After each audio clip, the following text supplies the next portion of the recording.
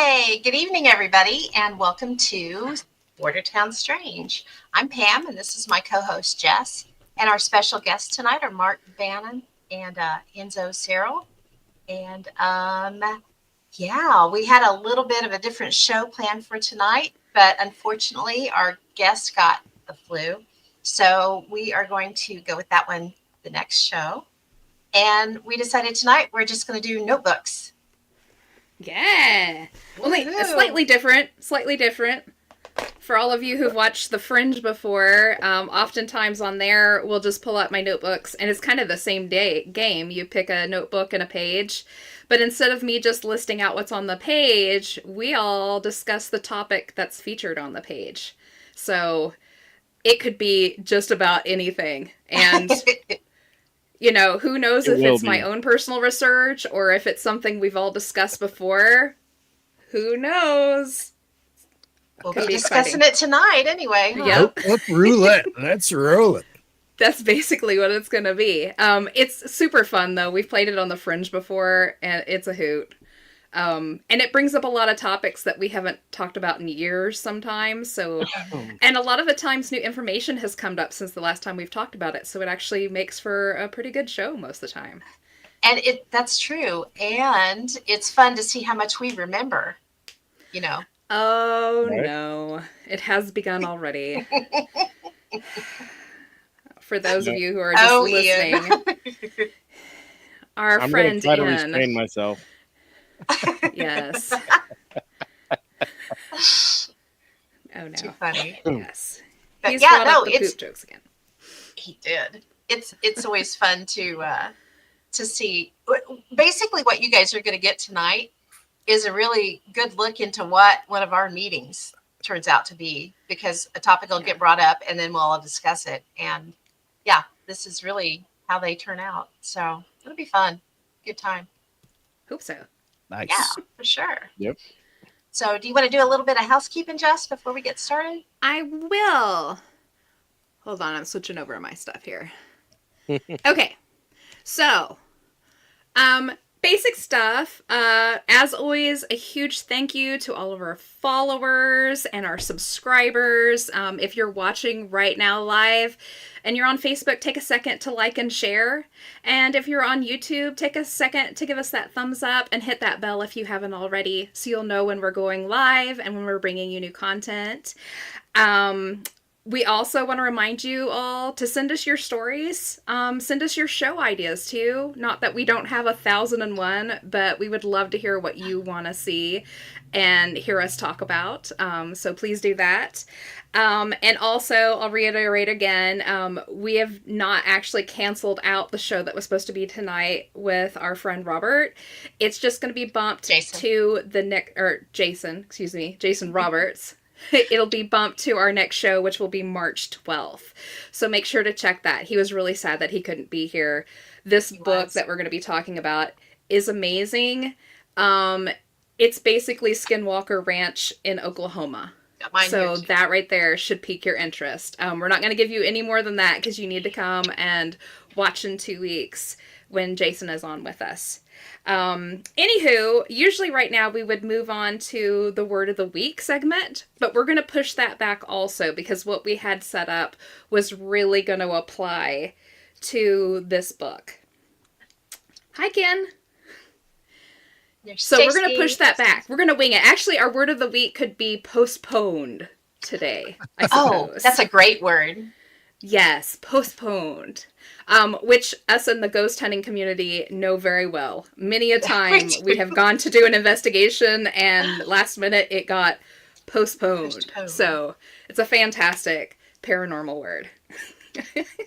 It really is. It is. Yep. Oh, we just postponed Enzo, it looks like. Uh-oh. There you are. Sorry. Oh, he's back.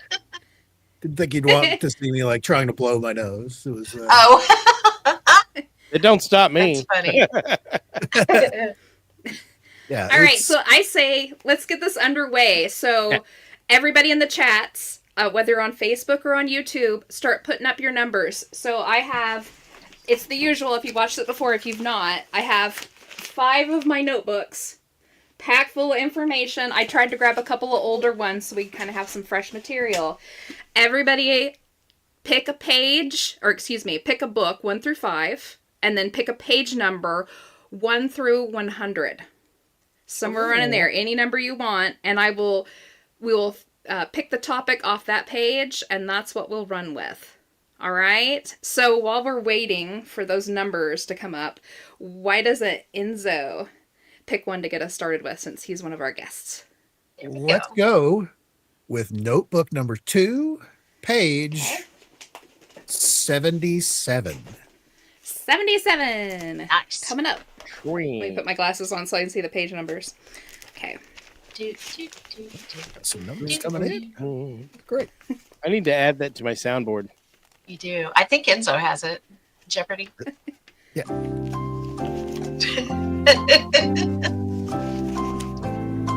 Nice.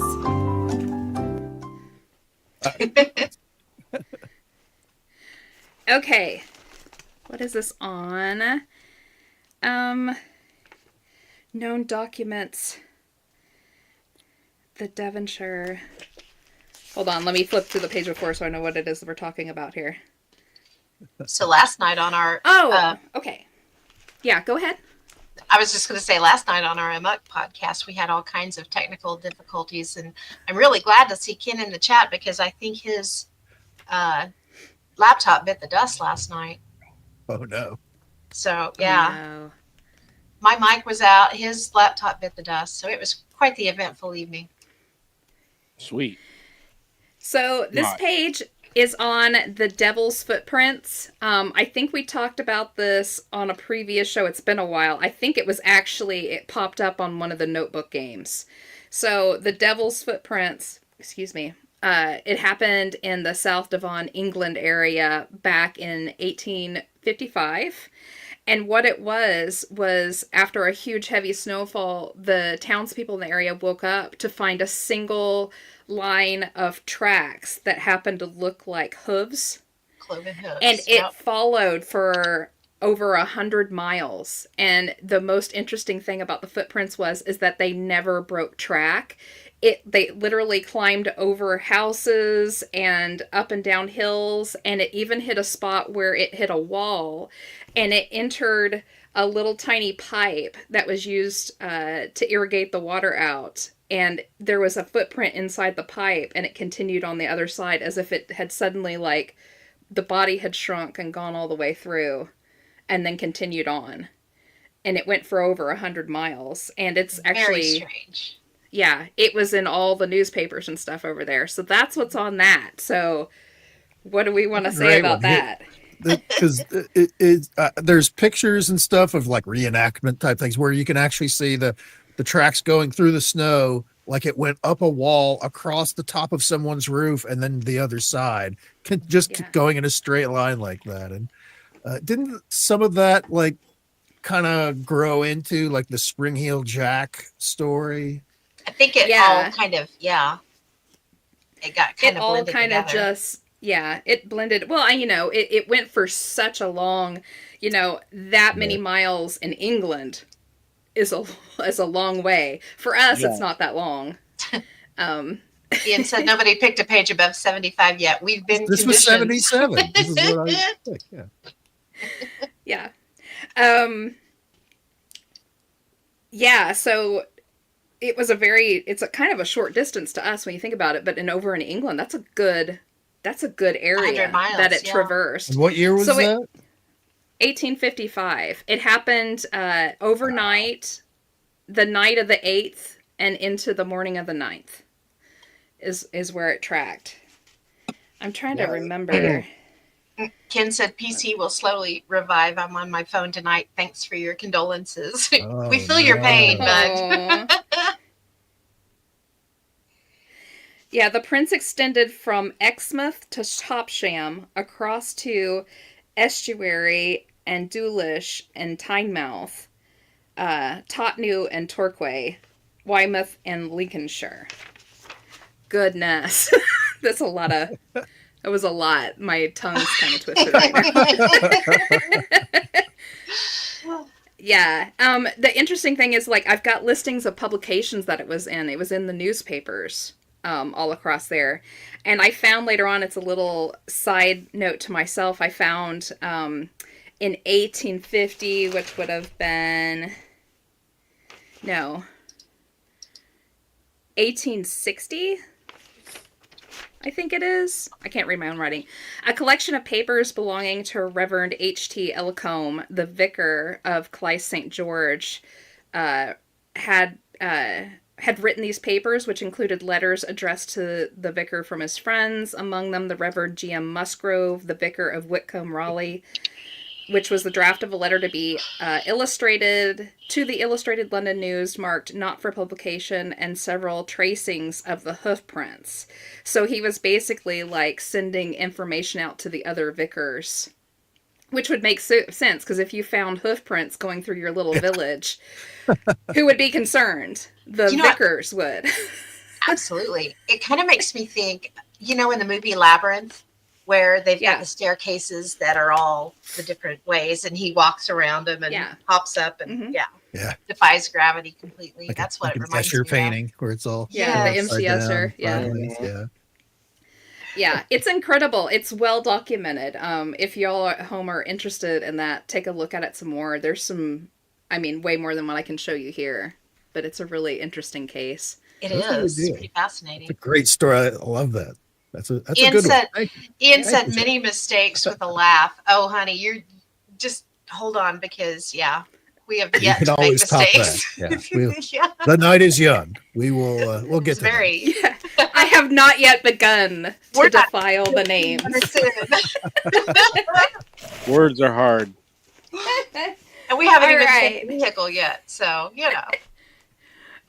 Okay, I think we should move on. What's next? Next is Notebook 2, page 41. All right. For Ginger.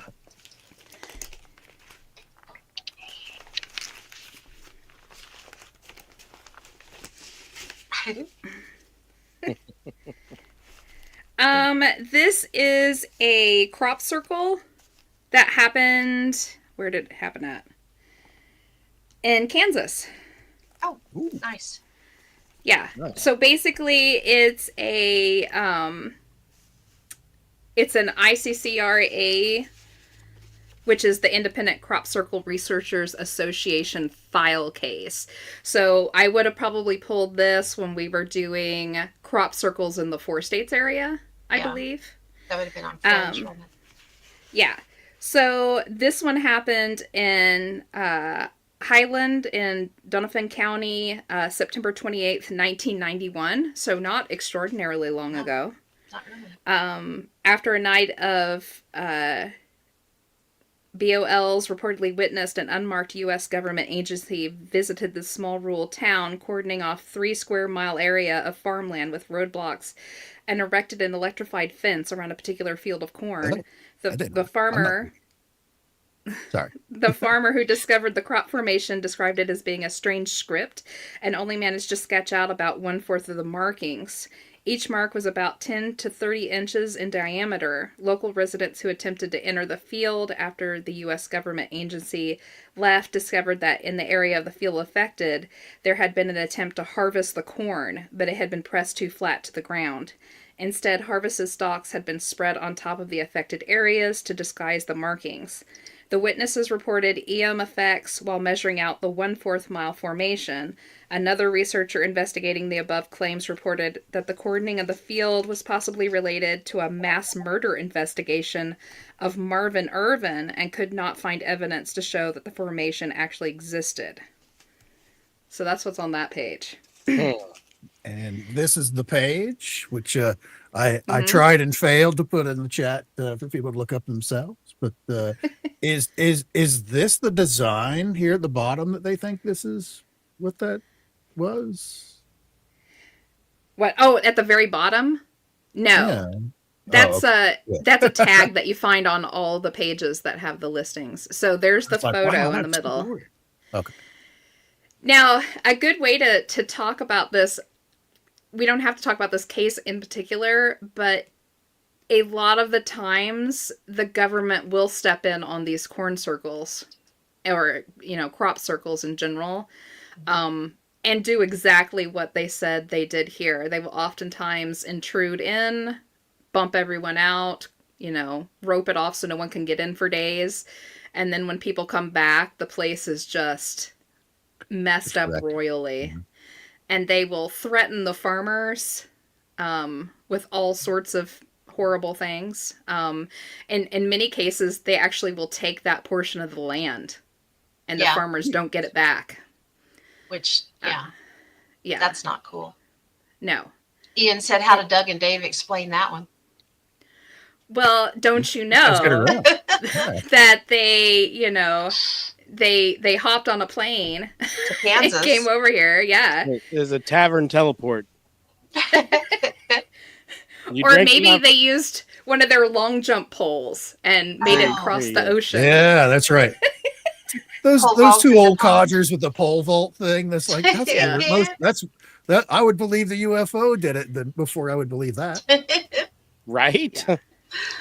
It'd be like me running a marathon. That shit ain't gonna happen. I can't even imagine you driving a marathon, but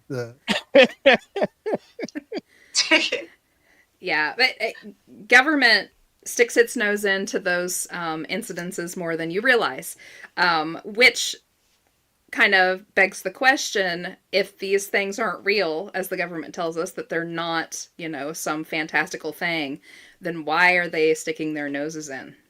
For days at a time. Yes. And taking they property. Would go as far as to claim the property. That's it's pretty bad. Gone from men in black to farmers in black or something. I don't know. That's kind of weird. Yeah. Mm-hmm. All right. Ken said they're amazing acrobats. Very maze jokes. I like it. And well, shucks. Very good, sir. Very good. Ken is the king of corny comedy. He is. Corn. He's the king of corn. Oh. So bad. So bad. It's great. Heck. We love it.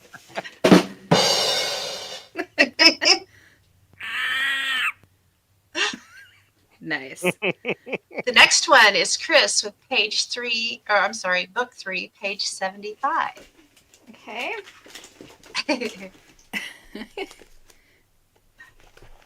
That's a good one, Ginger. That was a good one. That was. All right. 74. There's been a lot of really pretty fascinating crop circles here in the States too. You hear a lot of them in the UK, but there's quite a few over here too. And honestly, I didn't even realize that kind of stuff was happening until I started hanging around with you guys in the US. I'd hear about it in the UK is where you always hear about it. It's like, wait, that happens here too? Mm-hmm. Yeah. In fact, when we went to Ray County Museum over in Missouri, we went through a little town, and I can't remember the name of the town now. But we were like, we know this name. Why do we know it? Then we were both like, oh, this is where that crop circle was. The growing circle. The one that grew. It continued to get bigger. Yeah. After they discovered it. And the way it was found was super weird. It wasn't the farmer or the property owner that found it. There was a guy driving his semi-truck. He was a truck driver, just driving through the area. And he had this sudden notion that he had to get off the highway. And he just picked the next road he saw and drove off of it and just went a little ways and stopped. And when he stopped, he was trying to figure out, what's wrong? Why do I feel like I need to stop driving for a while? And he looked in the field beside him, and there it was. Yeah. That's how it was found. Yeah, something bid this truck driver, who wasn't even from our area. He was from way out of state. No. Yeah, and he can't remember the name of the town. It wasn't it the same. There's another town in Texas or somewhere with the same name. Can't remember what it was though. Let me see if I've got my. Really fascinating. And then when we were driving through, we understood because we just basically there was a highway cut through just miles of cornfields. Yeah. Yes, Ken. It was Western Mo. Wow. Can't remember the name of the town though. Hold on, I found my crop circle one. There's I'll been some find really it. fascinating ones while you're looking. I know that Okay. there's one that we talked about that ended up being inside of a cave, and I think that was up in the Pacific Northwest. That was. Mhm. That was. Crop circle inside of a cave. Yes, it was Yeah. in the, In the sand. yeah, in the was sand a- in a cave. Oh, Mhm. weird. Yeah. Yeah. They've been everywhere. They found them underwater before. Huh. Yep. It's kind of curious. It is, isn't it? Delphine, Reed. No, that's not it. Odessa. Odessa, Whoa. Odessa, Texas. Yeah. Odessa, Odessa, No, Missouri. Odessa, Missouri. Yeah. Yeah. The growing formation, originally 50 feet across, over the course of several days, it grew and mutated in shape until it was 125 feet across with a 75-foot rectangular pathway. A second area shaped like a mushroom was then discovered in the same field nearby. The discoverer of the circle was a driver who felt the sudden urge to go out of their way and drive to the location. Yeah, that was a super interesting case. So, and it was in sugarcane, which is harder to lay down. So that in itself was interesting. I forgot And about another that. interesting about that formation, it had a whole bunch of firsts in it. Inside the formation, they found one sprig of sugarcane still standing up. And when they went to it, it's because it had a little tiny hummingbird's nest on it. Yes. And the eggs inside were completely fine. Heard that story. Yeah. Yeah. Wow. Yeah. Not wild. And that's actually, I've heard that before in several other cases where they've Yeah. gone around a rabbit's nest or Mm-hmm. what have you. Yeah. Wow. Which is Super really, interesting one. yeah, really cool. Yeah. Alrighty. Okay, so the next page that was picked, this is actually, it's a case sample that I found, which I think is a case of a Fresno nightcrawler, but it hasn't been counted as one. Cool. Yeah. So it says, one night I was driving home at 2 a.m. and this tiny little white creature, probably as tall as a Pringles can, though maybe a bit smaller, walked across the road in front of my car. I couldn't believe what I saw, so I called my then boyfriend and frantically described the creature. He told me that it sounded like a Fresno nightcrawler, and when I got home I looked it up, and that's exactly what it looked like. I'd never heard about them before. I do not live in California, not even close. I still have no clue what it was. Some more details about what I saw, because I hadn't thought about this in a while, but now it's coming back to me.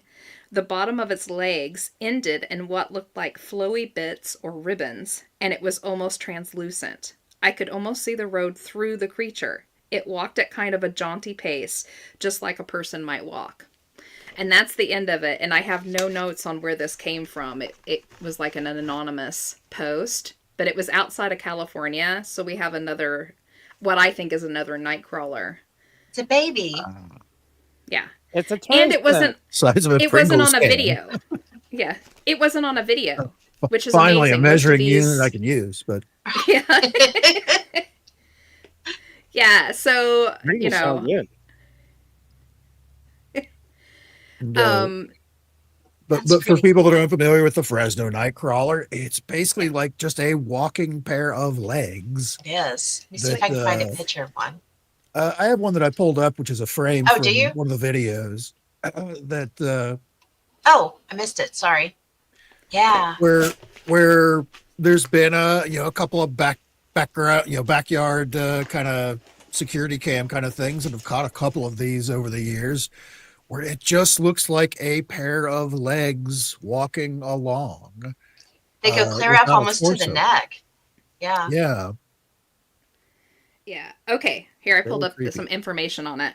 The Fresno Nightcrawler, also known as the Fresno Alien, is a cryptid that has made 4 notable appearances, 2 of them in California, one in Fresno and the other in Yosemite National Park.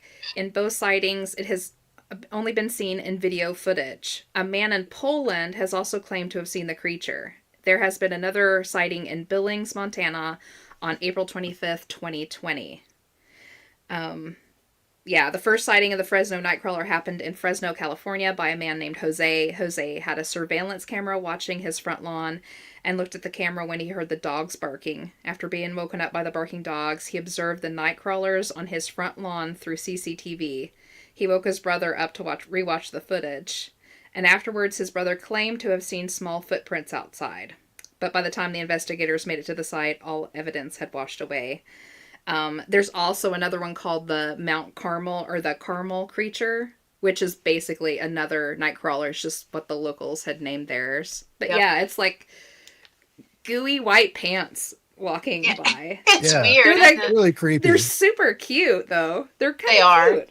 Yeah, they're when I pulled up, I was looking for that They picture. look like There's something off the stuffed Muppet animals all over the place. Oh, You can yeah. tell. Yes. There's tons Yeah. of animations on them, all kinds of stuff. Mhm. Pretty Yeah. cute. I want to back up a little bit to the crop circles because Okay. Ian put up a comment.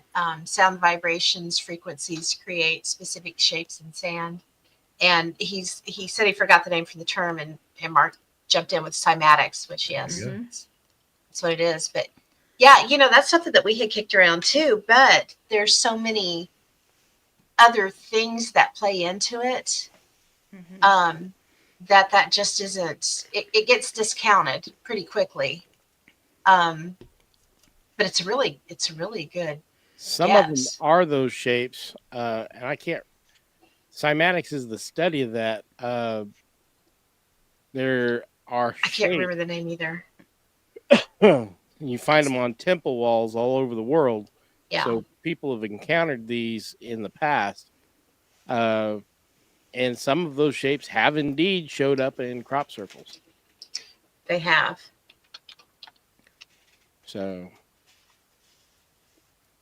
I mean, it is a thing. It is. I was going to see if I could find it really quick, but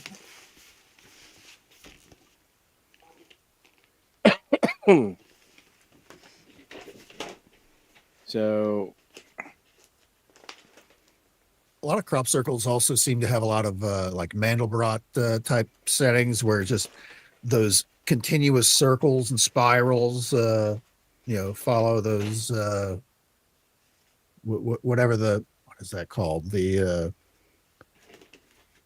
magic a- ratio or whatever that's called. Yeah. I forget what it's called. golden- That is the golden ratio. Yeah.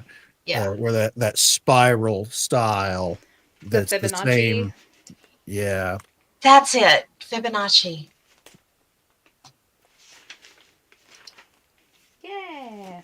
yeah. All right. Well, while Woohoo. you're doing that, I am. Cord wanted. Is it Cord that's next?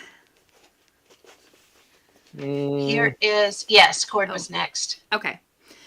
So, the cymatics, the patterns. Yeah. Yes. This is, based on frequencies that are played. These are the patterns. Basically, what they do is they take a speaker and they put sand on it and they run these frequencies through it and it will bounce out into these patterns. And it's Yeah. really Mhm. And fascinating. they show up in mosaics on floors and in temples and stuff all over the Mhm. world. I'm just, especially in, I want to say the Indian area, the Indus Valley region. Mhm. So, And some of them, they thought maybe they were able to even control vehicles, make flying vehicles with the cymatics. so, and we had a cymatics episode on the Fringe. Mhm. I invite everybody to go on Spreaker and check out our catalog and check that episode out. It's really super interesting. It would and I have been think back that- in June, Yes, I believe so. June 2024. I can actually check real quick on the Looks like we had a two-parter, so it was May 27th and June 10th. Maybe.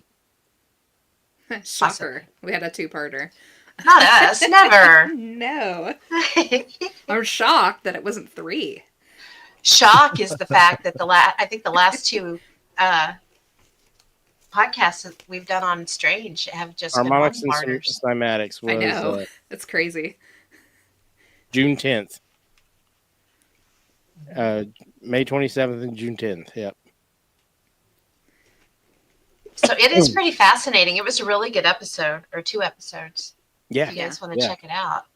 And I think we'll probably cover it again because there's lots of new stuff coming out on it. Mhm. And they're actually using it in medicine and stuff. So it's See what Ken said. He said, not a number, but a comment. My thought for today regarding red-eyed ghosts, apparitions, squatch, and aliens. Obviously, spirits can see in the dark. Maybe their eyes are red because they have infrared lenses, and that's why we see them, and why many confuse them with demons. Interesting thought. That is an interesting maybe thought. so. Yep. Maybe it's just government spies wearing night vision goggles. Maybe. Maybe. All right, let's see here. Oh, what were we saying here? There's a One crop more. circle Ian in said the there was- early. Go ahead. Go for it. There was a crop circle in the early 90s that was a perfect illustration of a Mandelbrot set that appeared roughly 20 miles from Oxford University, where the Mandelbrot set was posted. Yeah, I've seen that. That's cool. Yeah. Crop circles are so incredibly interesting. I mean, minus the ones that are obviously been done by people, and now they have actual crop circle artists that do them for fun, but yeah, super interesting. All right. It's time for Cord. Book 1, page 1, Cord. Okay, Cord. So, this one is on the Forbidden Artifacts pages that we were doing. This one is on the Scattered Tribes of Israel. So, this one talks about in 1889, the Mound Survey Project discovered a stone in a burial mound in eastern Tennessee, of which is inscribed ancient Hebrew lettering known as the Bat Creek Stone. Experts have identified its letters as being Paleo-Hebrew, dating from the 1st or 2nd century AD. Some of the letters spell out for Judea. An abridged version of the 10 Commandments was found carved into the flat face of a large boulder resting on the side of Hidden Mountain near Las Lunas, New Mexico. Known as the Las Lunas inscription, its language is Hebrew, and the script is Old Hebrew alphabet with a few Greek letters mixed into it. Which is actually fairly common in old documents like that. Yes. In June 1860, David Wyrick found an artifact on the general shape of a keystone near Newark, Ohio, that is covered in 4 ancient Hebrew inscriptions, translated as Holy of Holies, King of the Earth, the Law of God, and the Word of God. In November of that same year, Wyrick found an inscribed stone in a burial mound about 10 miles south of Newark, Ohio. The stone is inscribed on all sides with a condensed version of the 10 Commandments, or the Decalogue, in a peculiar form of post-exilic square Hebrew letters. A robed and bearded figure on the front is identified as Moses in letters fanning over his head. So this is getting deep into the forbidden histories of the Americas and beyond. We did like a 3-part series, I think, on that one. And we still didn't get to do all the ones we wanted to And do. there's plans for more. I intend to get back to that this year. I have a stack of books. Not quite as tall as Cord, but I got a stack of books that I've got to get through before we do it. I don't know. Yeah. Cord's getting pretty tall. I saw him today. Oh, wow. Kid's growing like a weed. Stop He watering him. is. But yeah, that stuff is all over the place. We have stuff near us. They found a carving in a rock of an ibis bull, which is an Egyptian Yes. artifact, in the river just outside of Tulsa, Oklahoma. What? So Yeah, in the yes. Arkansas River. That's a big old rock. Yeah. Wow. Happened back in the late 90s. And the gentleman who found it shipped it off to the local university to have it looked at, and he called up after a while Back. wondering how it had gone, and they were like, "Oh, it was nothing. We threw it away." Yeah. The Smithsonian was involved. Dun, Looks dun, like it. dun. Hey, I got that. There we go. That The always needs to Smithsonian play with the University? No Smithsonian. way. No way. Yeah. Not them. Never. We basically trashed them during that whole series of. We did. I'm surprised we didn't get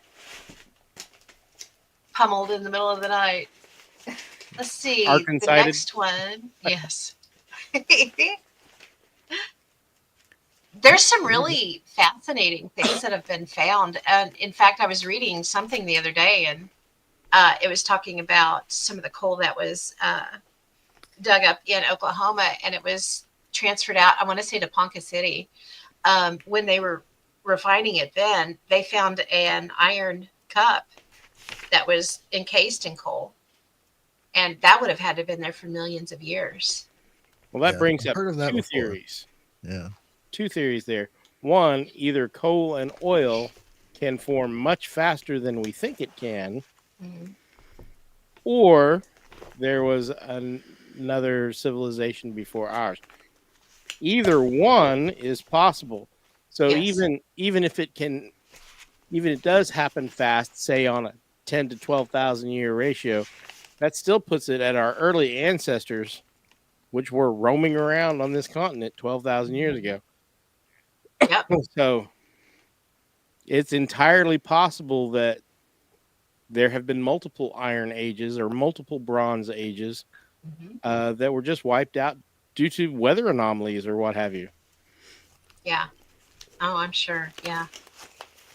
Because humans, a lot of people think, oh, our ancestors were just dumb. They didn't do this. They didn't do that. Our ancestors were every bit as intelligent as us.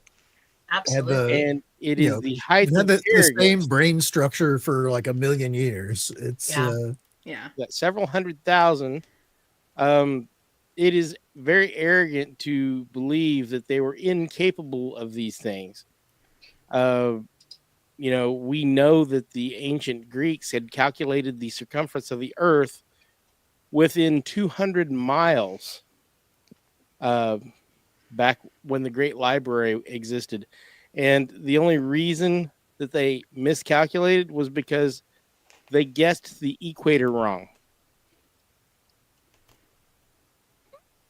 Yep. By a very minuscule amount. yeah. It doesn't take much to be off with numbers that big, and they were really close. They were really close.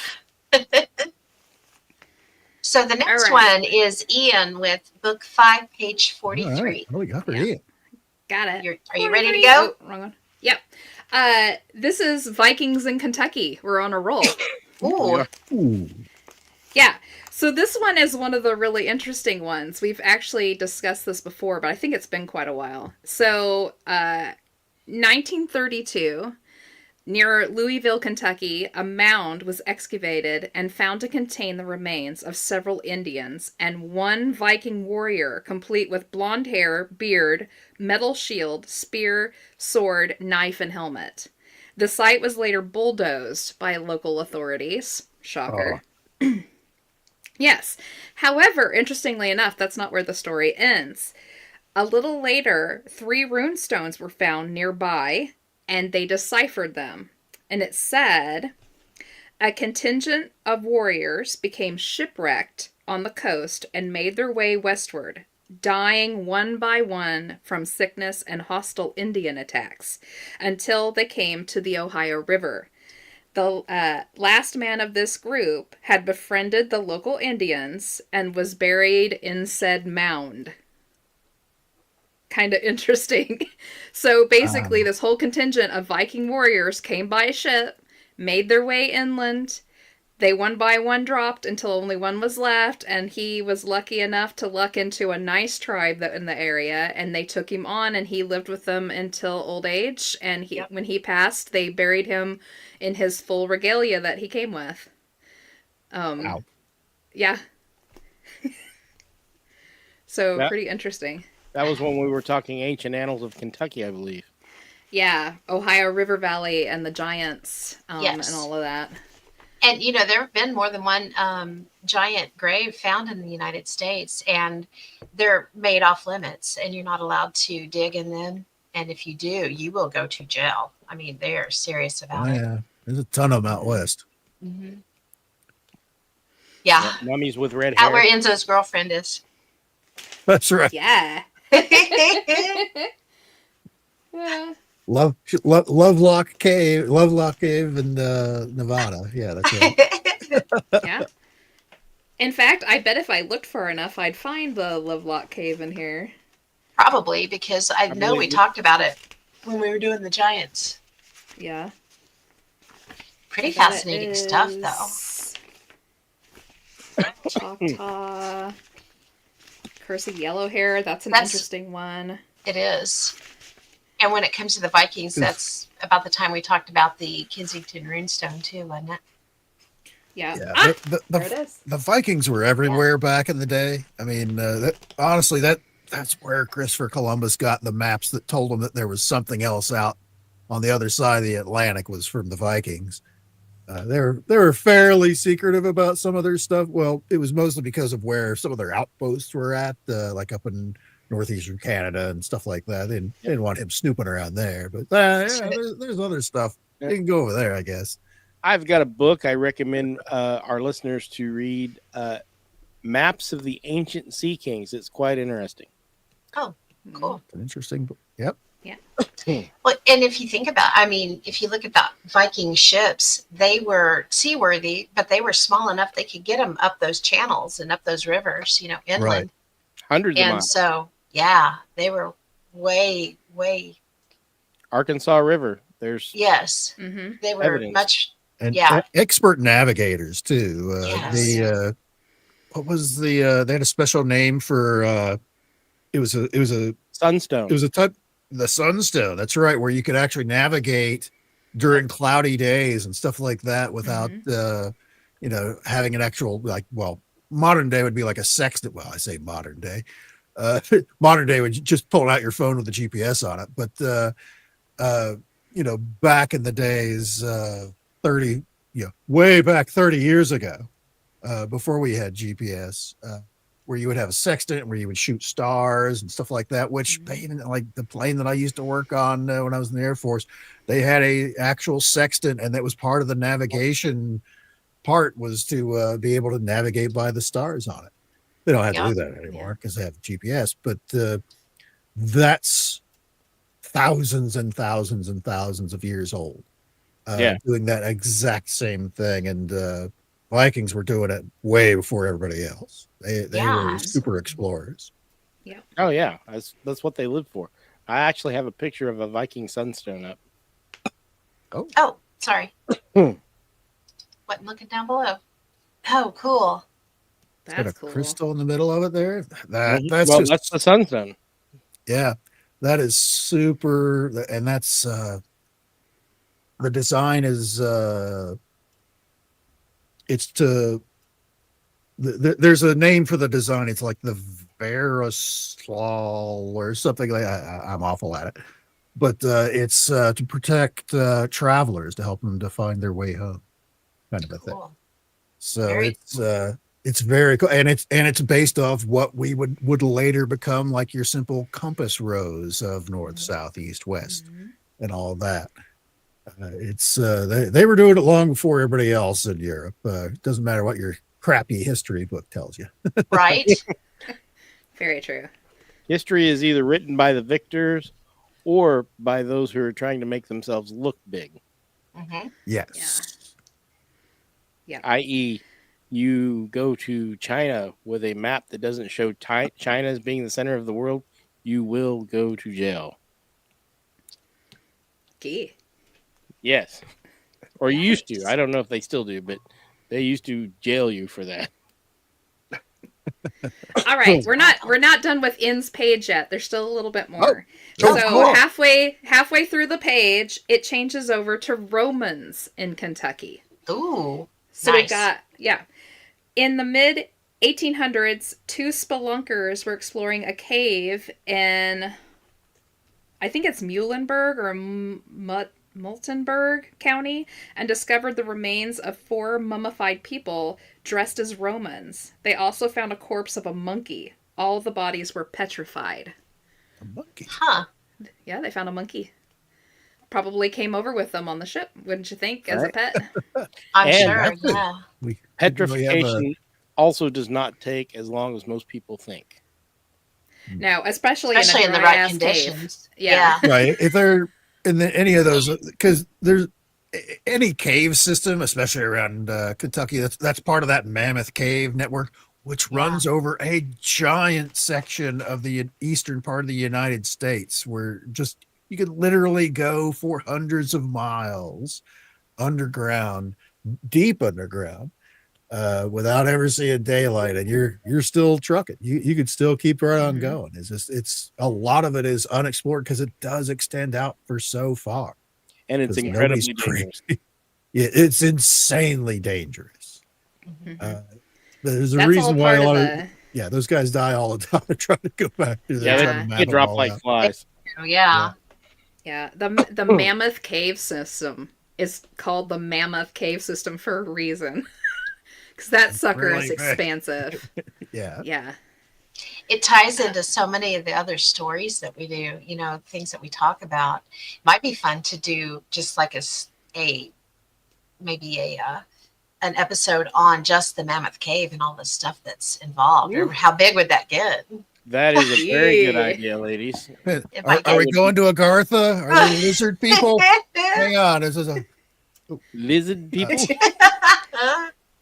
It's a land of the lost. It is. that's it. All right, the last thing on this page is about the glass artifacts that they found, which is super interesting. Artifacts made out of glass. Late 1800s in Henderson County, mounds were excavated and were found to contain artifacts from a pre-Indian culture. The artifacts looked very un-Indian, most of them being made of glass. Now, if I remember correctly, because I don't have the information here, we looked into that further, and they actually found weapons and spears made out of a extremely hardened glass, and it's a system that we can do nowadays with the right equipment. It's not something they should have been able to make back then with the minerals and stuff that was infused into the glass to harden it like it was. But they had found spears and knives and all sorts of tools and weaponry made of this glass. Vitreous. So in a civilization that was here before us, that obviously something cataclysmic happened where we lost all that information. But think about it. It would be like if our civilization today, if something cataclysmic happens, how much are we going to lose, and how fast are we going to be knocked back into It'll the go dark fast. ages? Yeah, It'll go because fast. I mean, honestly, everything's so specialized now. You have people that know how to do specific things, but really nobody knows how to do a whole lot of. The internet goes down for 24 hours and people lose their mind. Let's get serious yeah. here. And that is what If Tomorrow is going to be out about week after next, is what if the internet ceased to exist? Oh, Ooh. So that would be bad. TikTok Stay- going down stay was tuned bad to that. enough. yeah, That was the People end of the lost world for a lot of their people. It was, yeah. It's pretty wild. Okay. All right. Oh, wrong one. Yeah, I think There we we did that one. We did. So now we're doing 330. Okay. Yep, notebook 3, page Alright. 33 for Stacy. Very nice. All right. So this is on the leaping monsters of the Brandywine Valley. Ooh, So this is what was this about? I think this is when we were doing this is old. This is like super old. I think there was a time when Pam and I, long before we were doing podcasts and stuff, we got really interested in leaping cryptids that Yeah. leapt. And we did like a whole butt ton of research on it, and this is one of those pages out of there. So That's been a minute. it's this one's a very old notebook. Like I said, I grabbed a couple of really old ones so we'd kind of have some fresh that's gonna be stuff. 2012, 2013, maybe. Probably somewhere Bye, around in Ken. there. Bye, Ken. Bye, Ken. Thanks for the corn. Yeah. Did you say thanks for the porn? You should I- always thank people for that, but That's not what I said. Should we? Sorry. Nino's Oh. here good. Oh, no. On January 21st, 1932, James McCandless, walking near the town of Eagle in Chester County, Pennsylvania, saw a hideous form, half man, half beast, on all fours and covered with dirt and hair. A short time later, 2 employees of a nursery near Dorland reported that they were frightened by a monstrous leaping thing, neither man nor beast, which approached them. A McCandless and a haunting party canvassed the Dorland area, but found no sign of the creature, nary a track, nor any sign of exactly where it had come from or went. And underneath that is another sighting called the Dorland Devil, as it was known, vanished for a few years before reappearing to be witnessed by Sidney Ladley, a Downingtown man who was traveling to Milford Mills. Ladley reported that the creature was similar to an oversized kangaroo with long black hair and eyes like red saucers, and a passenger in his car confirmed his sighting. Ladley reported that the animal leapt across the road in a single bound and vanished into some marshland. Like McCandless, Ladley organized a party to search for the beast, but came up empty-handed. The site of Ladley's sighting is now submerged beneath the waters of Marsh Creek Lake. And then you turn the page and there's more leaping creatures. Leaping lizards. I I'm think pretty this extended from Pam's original sighting Yeah. of the peach monster and how far it leapt. Yeah. So I think we went on like the hunt to see if this was something that was just like a Bigfoot thing, or if maybe what she hadn't seen wasn't quite Bigfoot. Maybe it was something close. Yep. We were still in very much our infantile stage of all of this weirdness that We we were. kind of have dabbled all in now. Back then we were babies to it all. We didn't we knew very little. That's the evolution of it, though. But you were on the Yeah. right track, I feel. Because, I mean, Yeah. Pam, did you want to retell the original story that you Oh. witnessed? Yeah, absolutely. So I was in high school and it was 1987. And at the time, me and 3 of my friends, we worked at Copco, which is an offset printing company. And we did the inserts. They printed newspapers and then printed the inserts for those newspapers. And we would put the inserts for the ads for different businesses around town inside of those. And we did this at night. So our lunch was actually midnight. And in town, out west of town, where a lot of strangeness happens in the area, that's where we would all party basically on the weekends. And it was summertime. So during our lunch hour, we thought it'd be cool to go out in the sandhills to this one place where everybody went to see who all was out there. And so we left work and none of us were drinking or anything. And we are headed out. We crossed the river. And as you cross the river, you go over the bridge and then around a little bit of a curve. And as we went around this curve, there was this thing standing right in the middle of the road on the lines in the center. And my friend Shelly was driving and I was in the front passenger seat. And she hits the brakes and we both start screaming because we see this thing and it turns and looks at us really fast. And then it just bends its legs. Yeah. And just jumps. And it cleared the what are they Guardrail. called? Guardrail. Thank you. Cleared the guardrail, it had to have cleared the big boulders and things that went down to the river too. And we went out later and looked just a few years ago, and the guys estimated it's probably about a 30-foot drop down to where the river is. Yeah, it's a steep embankment past that guardrail. So Yeah, it goes Yeah, down we've taken fast. Enzo out there too to see it. yeah, I've seen But- it. I've seen the spot. So Yeah, it was crazy. And this thing, we called it the peach monster because what we assume it was covered in like gray hair. So more than likely it was a Bigfoot. But Shelly, she drove a little Toyota Celica actually, and it had these really crappy headlights on it. And so we think the headlights, the way that they hit the gray fur, it probably made it a peach color. So we called it the peach monster forever. Everybody thought we were nuts. But this thing jumped, and that was the thing that really stood out about it, is the fact that it jumped and it just cleared that guardrail and everything. And what was interesting was, I don't know, maybe 5 or 6 years ago, Jess put out a call to any weird stories that anybody had heard in the area. And one of her friends came back with, I've got one for you, and it was back in 87. Him and his sister and his sister's boyfriend, they were out near the original Monster Bridge, which we walked down to not too long ago. And you want to tell this part, Jess? Oh, sure. So they went out there to do what we all do, in rural Kansas.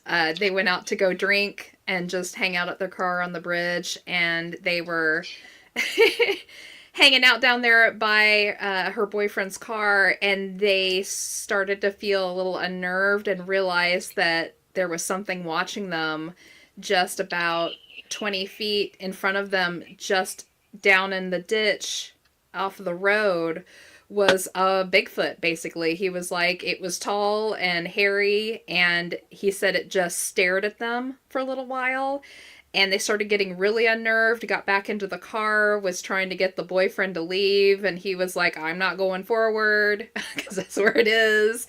And he took his foot off the brakes for just a moment. Of course, the car kind of shifted forward just a little bit, and when it did, this thing leapt from the ditch far enough that it hit the tree line, which is saying something if you knew the bridge area down that way.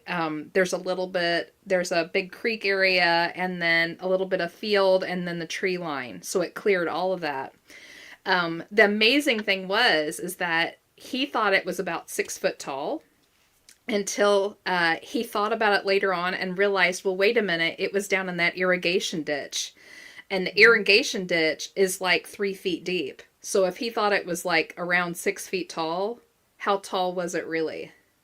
If it was standing in the ditch. And what we figured out later, Jess figured it out when she was talking to him, was more than likely it was very close. He got it within a few months of when I saw what me and my friends saw.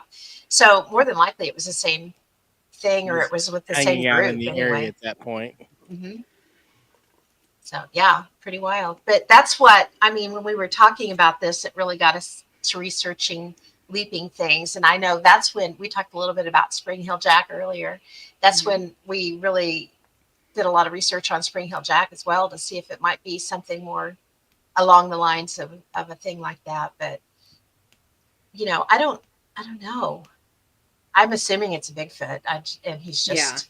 Yeah, it's definitely a Bigfoot. Well, we know now that, back then, everyone at home, you have to remember, like, we were very new to... We weren't really investigating Bigfoot or aliens. No, we were ghost hunters. We were ghost hunters. And so we were They trying to investigated you.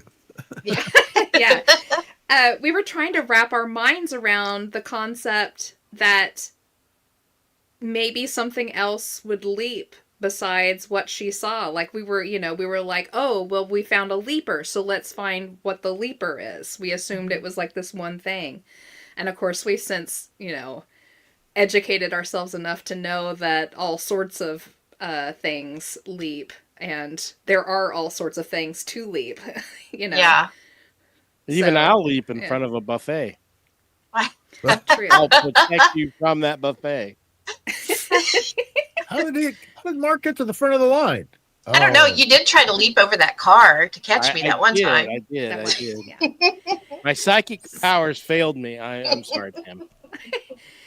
So while we're just chit-chatting here, I've been looking, and I don't find any more posts. Everybody, feel free to pick more than one round thing. 2. Yeah, we're at round 2 now. Let's keep going. Roulette.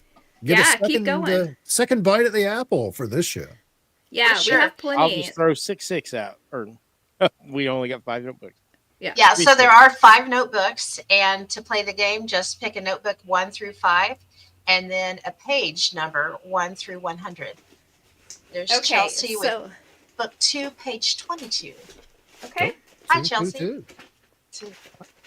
She was cracking up because we were all showing off. They were showing off their liquor, and I'm like with my little sad water bottle. It's a salute between drunks. That is good This episode stuff. brought to you by Woodford Reserve. Ooh. That is good stuff. So how is the Gunner's bourbon? Oh, Gunner's bourbon's very, very good. Very oddly enough, very woody type flavor. It's very constant throughout the whole thing. You don't get there's not a whole lot of smoke or anything like that, but Gunner's is good stuff. Good I'm deal. pretty sure I That's drank made it all. I don't think locally I have in a bottle Span, around Kansas. here.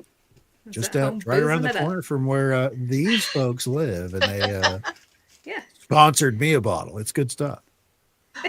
Chelsea said, I wish I could join y'all. Sadly, it's a work night. We're so Oh, sorry. okay. Darn Well, it. here we go, Chelsea. We'll Here's drink your Join me, for you. Chelsea. That's right. I'm drinking bubbly, so Ooh. yeah. Buble. Yeah, I'm buble. actually drinking Mountain Dew Well, there you go. in the giant Bubba mug. Got your juggo. All right, book 2, page 22 is on the zone of silence in the northern Mexico desert. Nice. Do you guys Ooh, know that's a the good zone one. of silence? The zone of silence. Yes. So There's it's a a song on 30 it's a 30 square mile area. It's an odd area known for its otherworldly claims. Anomalies inside include lost radio signals, electronic equipment going haywire, breaking or going lost, magnetic anomalies, strange lights, and UFOs. I will also add this lies really close to the 37th parallel, so we're dealing with that situation too. A radioactive U.S. military test rocket sent into space in 1970 ended up in the zone some 500 miles away from its re-entry destination. This is an area known to suck in space junk, too, by the way. When it falls back, it often Interesting. falls back into the space. Huh. The legend of the area: people will suddenly appear if you need help, and then just as suddenly disappear. A family who lives in the area are often visited by these people. They always ask to fill their canteens. They ask where they are from, and they said they're from above. A researcher reported that he got lost and was led back to his camp by 3 similar people, and then they also disappeared. A third story, a couple got stuck in a downpour and 2 odd-looking men helped push their truck to safety and then vanished before they could thank them. So this is just what this little area is like. It's a little 30 I square swear mile Enzo area. and I were right here. I mean, odd-looking men. It's got to be us, right? Yeah, but I don't know if I'd see you 2 pushing trucks around. Not for very long. No. No. No, Maybe Not in the desert downhill. for sure. I could see you all filling canteens with liquor, Sure. probably. Booze. But It's not just for water, you know. Chelsea said the band does Disturbed should sound do a overlooked. recording of their cover, Sound of Silence, there. Maybe a choir would join. That would be Ooh. cool. Or they could get hit with space junk. Sound of Oh. Yeah, Bong. it is one of those weird dead zones that radios don't work, and you know it's strange. It's that- odd. There's this large area where just no form of transmission can get in or out of it. It's just this weird dead zone. Huh. Well, there are some magnetic anomalies in that area. So, you never know. It's an interesting one, though. Yeah. It is one of those oddities, and because it is so rural in Mexico, it's not one of those places you can go and like do a whole ton of study, you know, because it is out in the middle of nowhere, And it it's is pretty, inhospitable.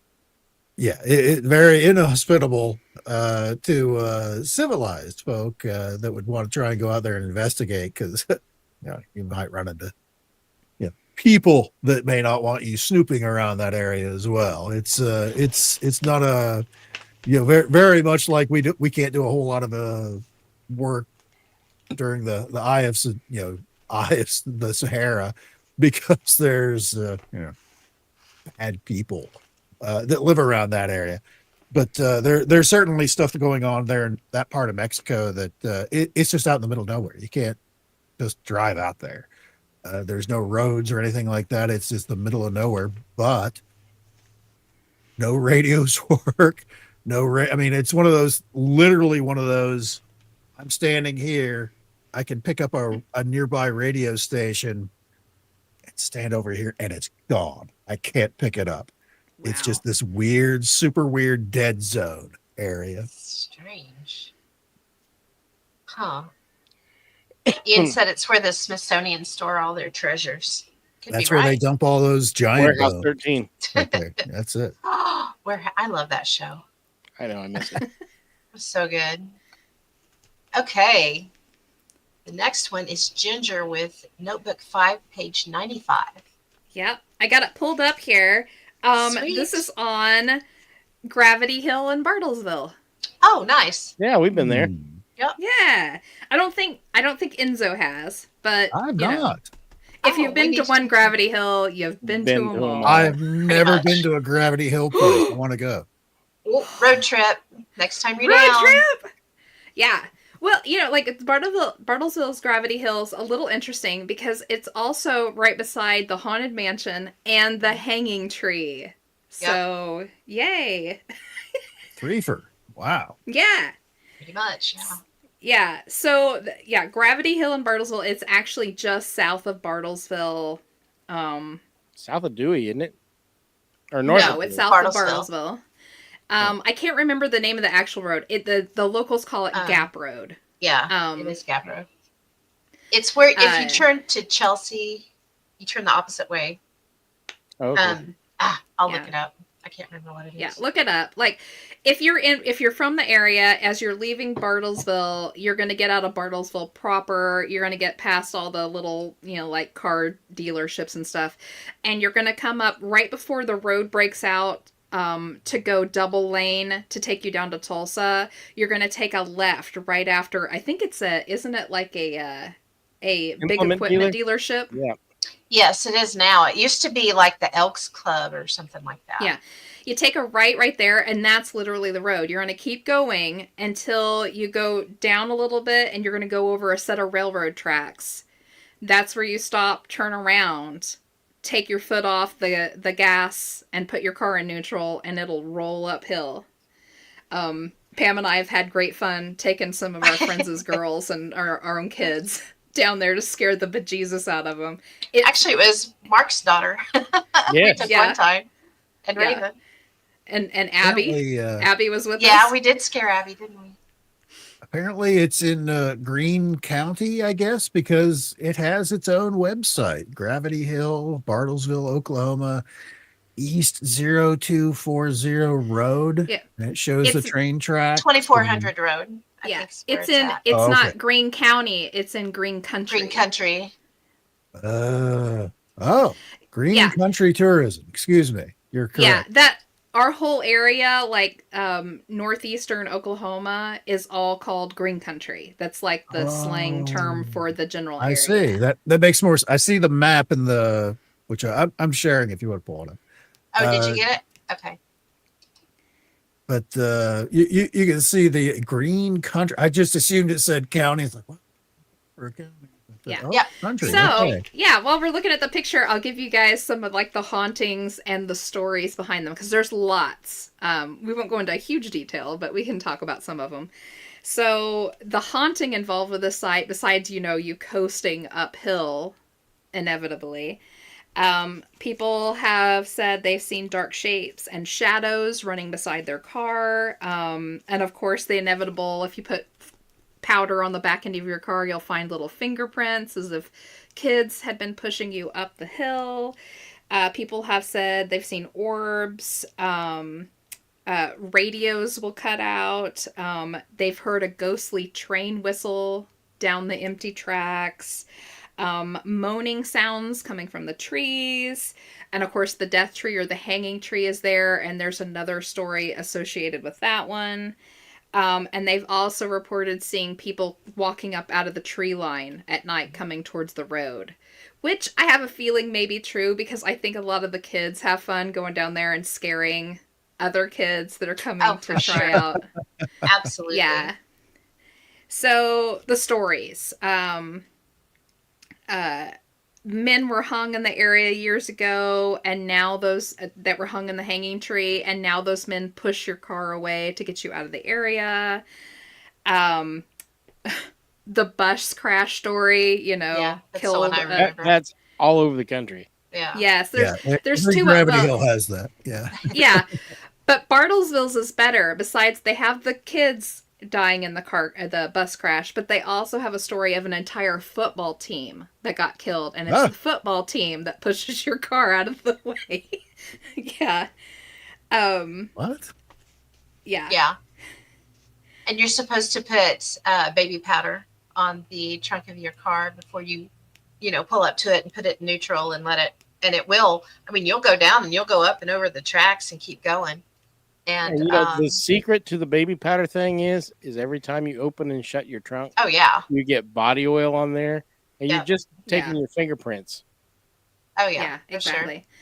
An interesting side note to this spot, if you guys know our show or know us, you've heard us talk about the Catman out of the Cascades area just to the west of Caney here. Well, the Catman was so big and popular, the story of it is so big and popular in our area, it actually has kind of trickled its way down into the Bartlesville area, and the Catman is associated with this area. It has taken on the whole kind of a similar story. Women started going missing in the area, and we found out that they had been killed by the Catman, who was, a strange, disfigured humanoid thing with burning red eyes. And women dare not go into the area because he would take them and eat them.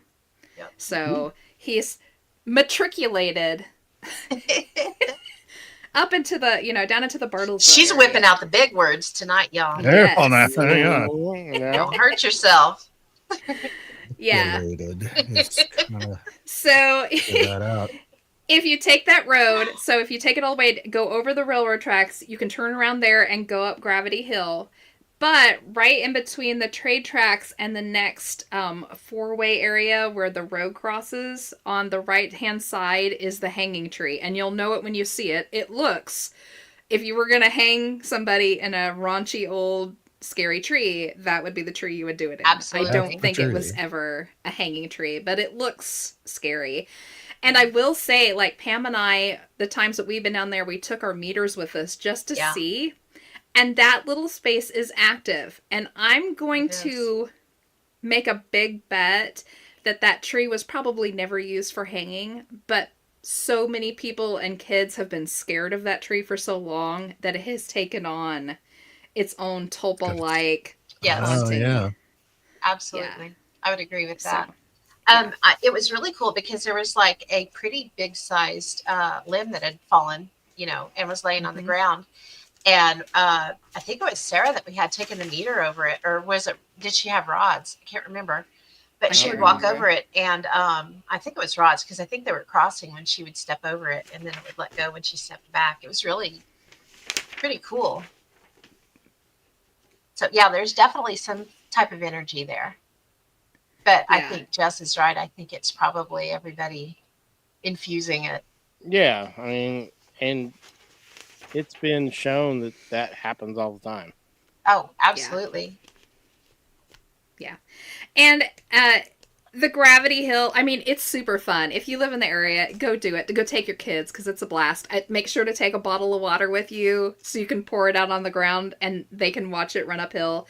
Yeah. It seriously looks. It's, of course, just, it's messing with your Optical eyes. illusion, yeah. It's an Optical illusion, how it's laid out.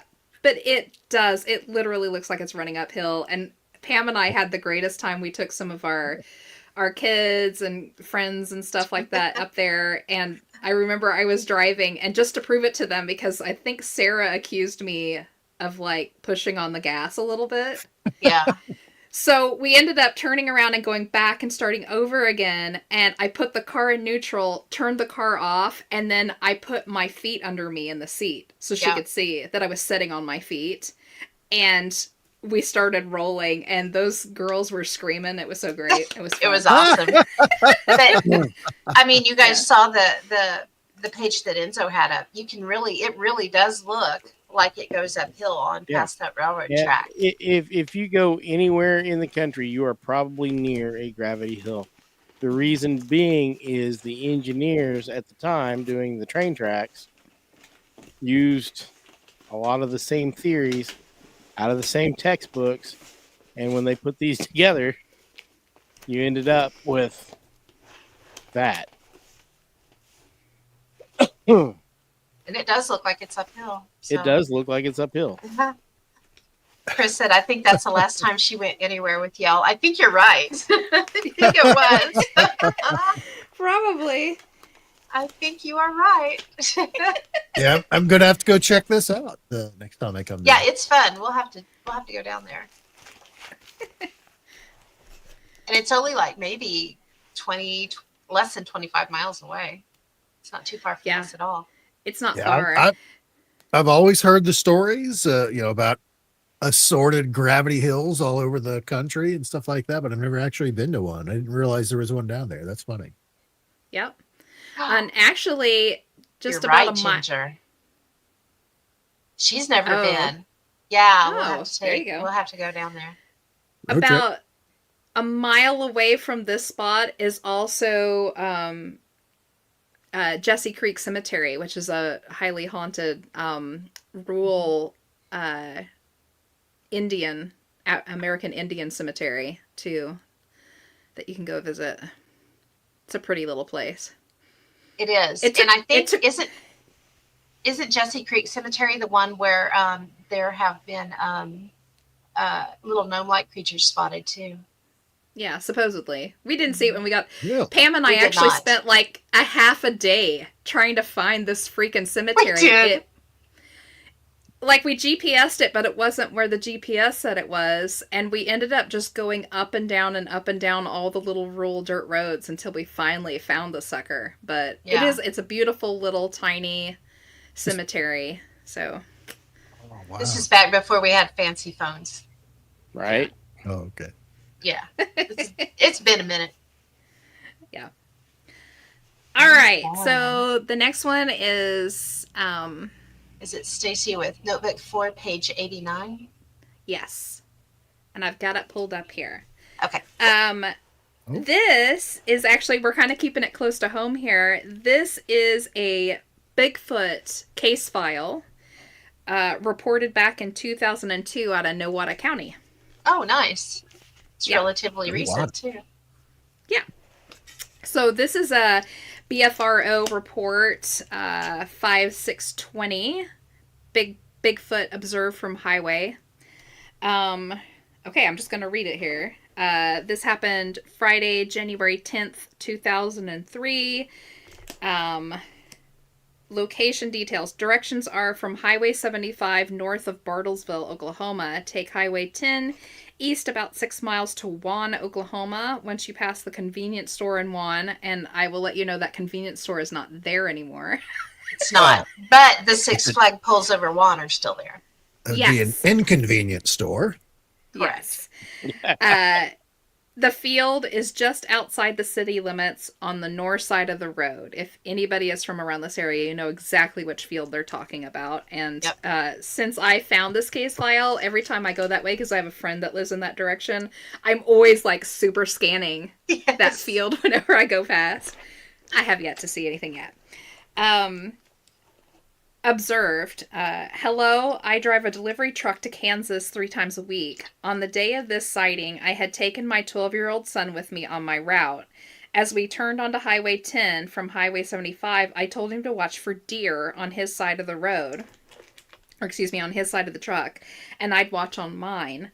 This road has had several deer killed from vehicles, and I didn't want to hit one. Which is absolutely true. That's one of the worst roads for deer. It is. Yeah. As I drove, we watched and saw no deer along the 6-mile stretch to Juan. As we rounded the curve on the east side of Juan, it turns back into wheat fields, so we resumed watching. As I started to watch on my side of the road, I looked out across a winter wheat field which is green this time of year, and noticed about 200 to 300 yards away a huge black figure bent over. I slowed the truck down to get a better look when my son turned to look at what I was looking at, and he said, "Dad, is that a Bigfoot?" And about that time, it stood upright and looked at the truck. I replied with, "I think so." I would have to say it was about 7 to 8 feet tall and about 300 to 500 pounds, with jet black hair and a cone-shaped head, and very well proportioned. As we watched it for about 2 minutes, it just stood there and watched us while it ate something. It was picking off of a small branch it held in its right hand. The weird thing about it, it never ran or walked away. As we drove on, it turned its whole body to watch us drive off, not just its head. Now, when I drive that road, I carry a digital camera with me to get a picture, but I have never seen it again. Also noted, a few days after the sighting, I also witnessed a set of footprints going straight up a ridge and into the wooded area. Hold on, let me turn the page. From Highway 75 north of Copan, Oklahoma. So on 75. Also note that there was at least 10 inches of snow on the ground, which would have made it very difficult for a man to walk straight up a ridge with that incline. Yeah. Time and conditions, morning. It was about 30 minutes after sunrise. Yeah. So north of Copan, I know which incline they're talking about, and I've seen this before, and Mark and Pam will know what I'm talking about. The huge hill that they ended up cutting into when they did the double lane. We used to hunt for fossils and stuff on the side of it when it was a full hill. That's what he's talking about. He saw the prints going up that incline. Could you imagine? No, because it's I huge. can't go up it when it's dry. Yeah. Yeah. I had it pulled 10 up. inches and I of lost snow. Yeah. And for reference, this is only like, what, 10, 15 minutes south of where you're at? Yeah, if that, yeah. Well, Yeah, it's 8 miles. Yeah. Less than Oh, 8 okay. miles, 7 miles. Wow. Yeah. Let me see if I can pull it Yeah, back up. so Jet black. from all wow. from everybody who's listening, if you've listened to our show before, you know the area. This area of Juan isn't that far from the Noxie area, so this is Noxie Monster stomping grounds. Oh boy, Noxie. Yes, Noxie Monster. And right here, you can see So- the 6 flagpoles over one. Yeah. That's where the convenience store was. Yep. So it would have been right there, right on the edge of town. It's the first open field that you'll see to the north. Yeah. Boom, right there. Oh, there's Yeah. Noxie. I was like, where is Noxie? Yes. There it is. Right. Noxie is right there. Literally. So same area. It's too bad Ken left already because we took him out there. Jennifer and I did. So he could visit Noxie. Yeah. Stacy said, I lived near both of those places 18 years and never saw anything. And most people won't. Yeah. Honestly, most of the time, I'm not even looking. I get to work It's hard all not the to time look, though. and wonder how I got there. Missing time. No, just not awake yet. For sure. Just not paying attention. Yeah. Okay, I want to do one. I don't think we have any more right now. So, oh wait, We have no, we Ian's. do. Ian, sorry, Ian. Yeah. Oh, It's there okay. you go. I've got ends pulled up, and then we'll do one for Pam. Ends happens to be stuff on CERN. Oh, And this page is on the We Are Happy at CERN video on YouTube. So for all of you all who have not heard about all of the conspiracy theories involved with CERN, this information comes from, I did a big, huge CERN conspiracy theory show with Big Willie on UFO Garage podcast, I think. Is when Probably. Willie was filling in maybe, on that, I think. maybe. Yeah, we did a huge show on it, so I actually have my notebook out from that one. So the We Are Happy at CERN video on YouTube, the reason why this was pulled up, CERN at one time was really kind of pushing CERN on the world. They were like, this is big time research. It's very important. They were trying to bolster to make them, like, I guess, more likable and more available to the everyday person. And so they did a music video to the song We Are Happy. I don't know if you guys remember that from, like, it's like the early 2000s, wasn't it, when that song came out? Okay, ready? Yeah. Yeah, So, I've got it ready to play. Okay. I don't know how much of it we can play because Right of... here, on the border between France and Switzerland, is the biggest science experiment ever built. Can you It's hear this it? huge tunnel, Yeah. over Yeah. 100 meters underground and 27 kilometers long, running under nearby homes and businesses and farms. And inside that tunnel, scientists put a long blue tube, big enough to crawl through. And inside Everyone that fast tube, they forward. put 2 pipes. My God. With thousands of magnets running along it. Well, Now zoom in again. A protein inside that cell. I can't get the music. OT. It's like I'll the- dance with it. Go see it. Yeah. So the conspiracy here is CERN is known for throwing little weird tidbits in that don't seem like it belongs in certain places. And within this video, there's a few things that happen.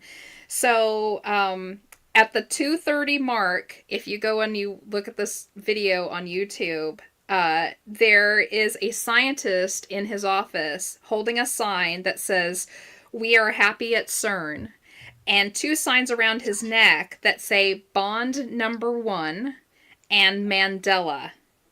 And some have made the connection that the sign that says Bond number 1 is a connection to Barry Nelson, who played James Bond character in the first Bond movie by Ian Fleming, linking it to Nelson Mandela. So now we're going to touch on the Mandela effect.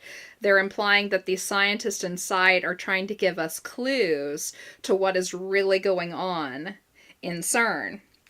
And if you think about it, it is very odd. If you go and you watch the video, it is very strange. It goes from all of these, like, young 20-something-year-old interns dancing around like idiots. It's very poor dancing, by the way. Heads up. If you're going to go watch this video, it's terrible dancing. Burn your eyes out afterwards. But at the 2:30 mark, we go from all these kids, like, dancing in a field and inside CERN and stuff, and all of a sudden, it's just a video of the scientist in his extraordinarily messy office holding all these signs that have all this cryptic information on it. Yeah.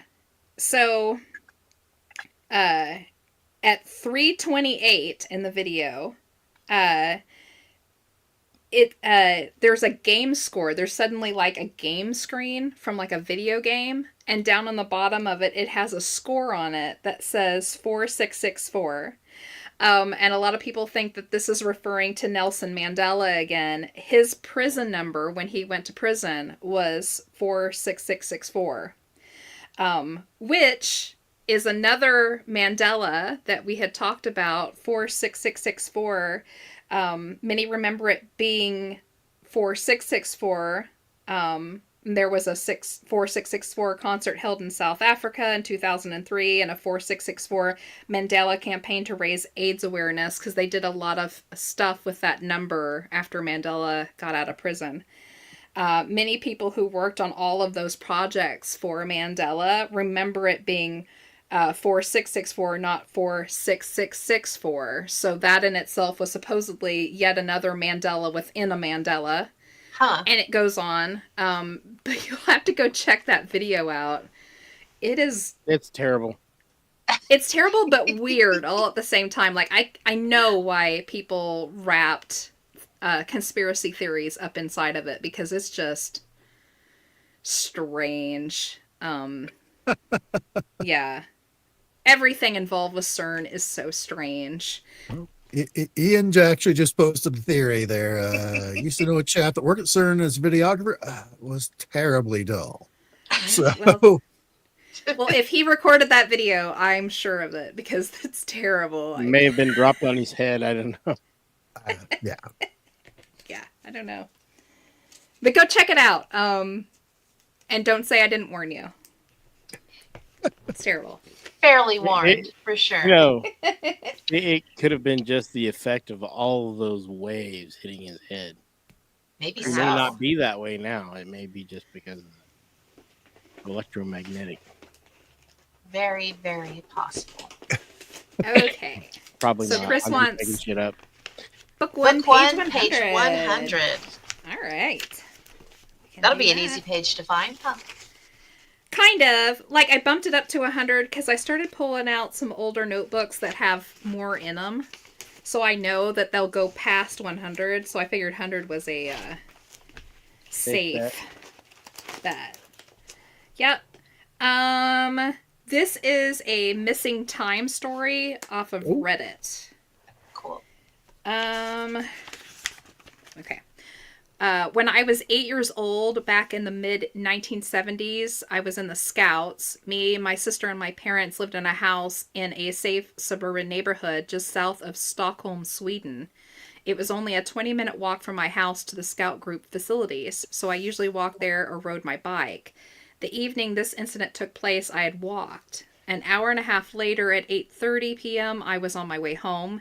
It was mid-October and dark outside at that time of year. I had to pass a large parking lot and a closed gas station, both poorly lit. I hurried past it every time until I came to a junction, and this evening was no different. When I crossed the street, I was finally in my own neighborhood, where I knew every tree, bush, stone, nook, and cranny, as kids do. I was walking on the sidewalk along a road leading to a roundabout. Cars were passing by as usual, even though it wasn't much traffic at that hour. And that's when it happened. As I took another normal step forward, it was like the entire world suddenly slowed down and came to a complete stop in just a second. There was a sound that I much later came to associate to the deep subwoofer THX test sound at the cinema before the movie started. We all remember that sound. Mm-hmm. If you know what I mean, I experienced tunnel vision and it was completely silent. No cars, no people, no movement, no nothing. The entire situation couldn't have lasted for more than 15 or 20 seconds tops. That's a long time if you're stuck in dead quiet. And then it was over just as sudden as it had begun. My left foot, that had been frozen in midair the entire time, hit the ground. It was quite frightening, yet extremely fascinating. First, I was just standing there stunned, and then very cautiously I took a step forward, but nothing happened except my sneakers got wet by stepping into a puddle of water. I suddenly realized that the rain was drizzling down and my clothes and hair were absolutely soaking wet. Only a few seconds before, it had been clear and calm with a night sky and visible stars. I found the entire situation quite bizarre and hurried home, and I couldn't wait to tell my parents what had happened. But as soon as I opened the door, I was met with both my parents in a sheer state of panic. They both asked where I had been. I became perplexed and defensive, so I stuttered that I'd been to the Scouts and then came straight home. My mother pointed at the clock on the wall and told me to stop lying. The clock said 9:55. More than an hour had passed since I had left the Scouts. I insisted over and over again that I had walked straight home, and my mother got even more angry. But since I knew I hadn't done anything wrong and yet was unjustly accused of lying, I got really angry too. I think that it caught my parents completely off guard because it was not the reaction they had expected at all. So it's the first time I think I've ever heard of somebody kind of almost getting frozen in time with it. Like he said, he was in mid-step that whole 15, 20 seconds. That's And a then when long his time. foot came down, it went from clear and nice to cold and rainy. That is Super weird. strange. Yeah. Yeah. Might have jumped universes. Maybe hit a spot that sent him over or something. I don't know. Dead spot Maybe between so. dimensions, something. Maybe. All Interesting. right. There's so many crazy stories like Yeah. that. The time. That's a wild one. Missing time and Mm-hmm. like that. That's very reminiscent of the Bold Street missing time things. Yeah. Like all the strangeness that happens there. I would like to know if like there's anything still happening in the Bold Street area, or if it's just so commonplace now people don't report it anymore because it's just what happens, or maybe it's not not that happening hard at to all believe. anymore. Yeah, I don't know. if it was something that happened all the time, there'd be a line of TikTokers, I think, Right. trying to document it. Probably. That's You're probably true. right. But there were so many stories, about stepping into the shops and Yeah. being transported back. And then I really like the ones where it was like, was she trying to find baby clothes or something? Something like that. Yeah. She Yeah. had like a baby party or something to go to, and she wanted a gift. Yeah. Yeah. Baby shower. Yeah, I Yeah. remember You know, And the money, Maybe they they're- were like, she tried to use a credit card and they didn't understand what it was. that's what it was. That's what Yeah. it was. Yeah. Yeah. It's pretty wild. I was going to say maybe there are a lot of TikTokers showing up there to do it, but they're all just They're disappearing. just vanishing. Yeah. Yeah. Which would make I the world mean- a better place in the long run. So I was I getting guess ready to maybe say we that Some should of them, for encourage sure. that. That's funny. Alrighty. So let's see. What do you want to do, Pam? Notebook for Oh. page 44. 444. Oh, Shocker. Shocker. Who'da thunk it? Who'da thunk it, for sure. Who has time to think? Not me. That's why I go with 444 all the time. Is that your thing? That is my number. Yeah. It pops up extremely often for me. Mine is 747. This is part of the vile vortices list. This Ooh. is the Mohenjo-Daro, Hmm. or the Mound of the Dead Men. Ooh, cool. A 2500 BCE archaeological site in Pakistan discovered in the 1920s. Established, population of around 40,000.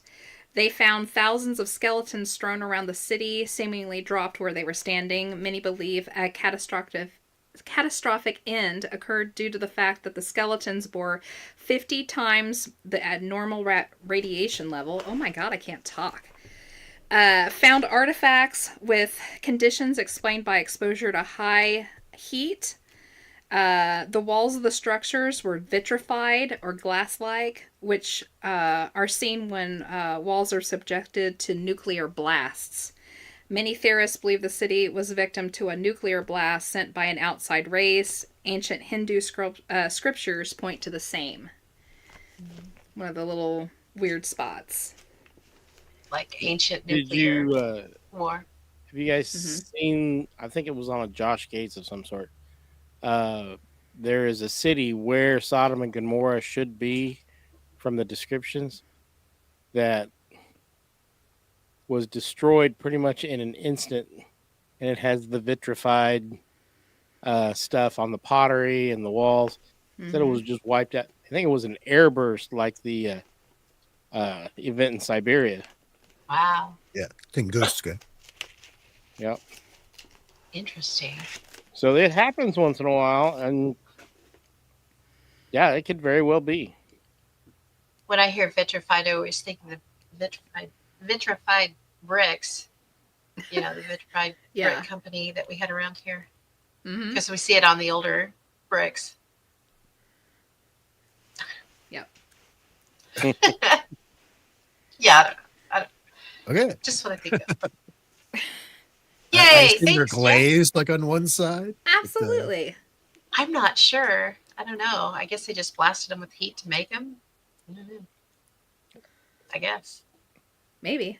I don't know. I don't actually know much about the brick making process. Me either. We But I used to know make that them out of mud. our area had like a brick plant every 5 feet. It So Really? yeah. Yeah. Yes, it's terrible. Like if you just like go walk down one of the brick streets in Caney or just down the sidewalks or whatever, you'll find 100 different styles. I mean, we even have ones that say "Don't spit on us." Yeah. Don't Yeah. spit. Don't spit Well, it on the doesn't say bricks. us. It says "Don't spit on the bricks." Yeah, Yeah. they're laid into the sidewalk. as a warning to not spit on the brick sidewalks. There's a lot of Yeah. Katy bricks out there still. There's Coffeyville bricks. Mm-hmm. In fact, The they helped ones out make of us the Peru. super fun site we are today. Yeah. Woohoo! Sad but true. All right. So, does anybody else in the chats, would you like to go for round 3? Anybody want to Yeah. try another one? We still We got got a it. little bit of More time. round. Yeah. We got a few more minutes. We can do a couple more. Or Enzo, would you like to pick another one? Sure. Yeah. I would like Notebook 3, page 87. 87. It was a great year. It was a good year. It's here I I was in graduated high school. college. I was I traveling the world. graduated high school that year. Mm-hmm. Where were you? Well, I went to like basic training in like December of 85. By Oh, 87, I was wandering all over the place. I was busy until like the late 90s. I was That's always awesome. off. I know the Yeah. hardships. I mean, all those motels without a swimming pool. That's rough. Hey, This it's- is part of the. I was here. This is part of the listings for the Mandela effects. oh, Cool.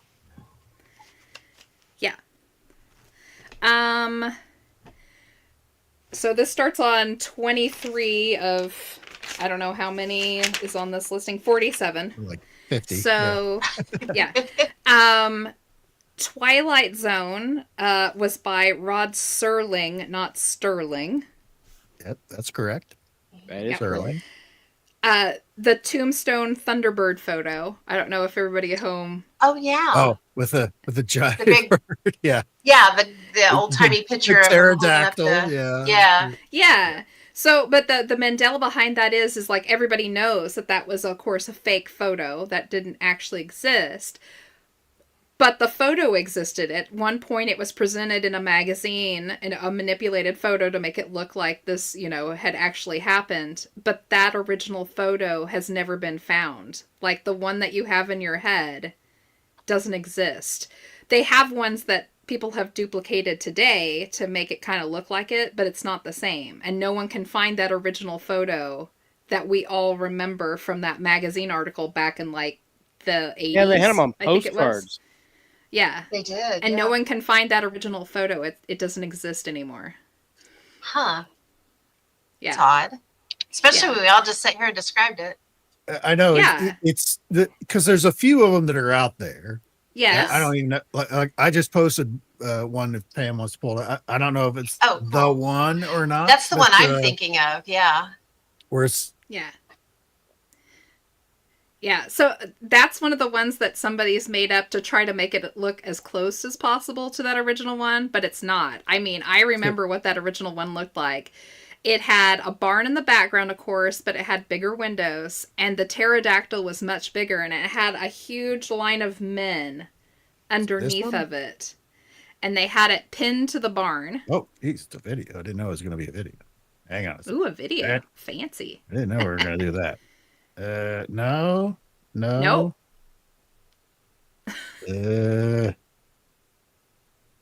No.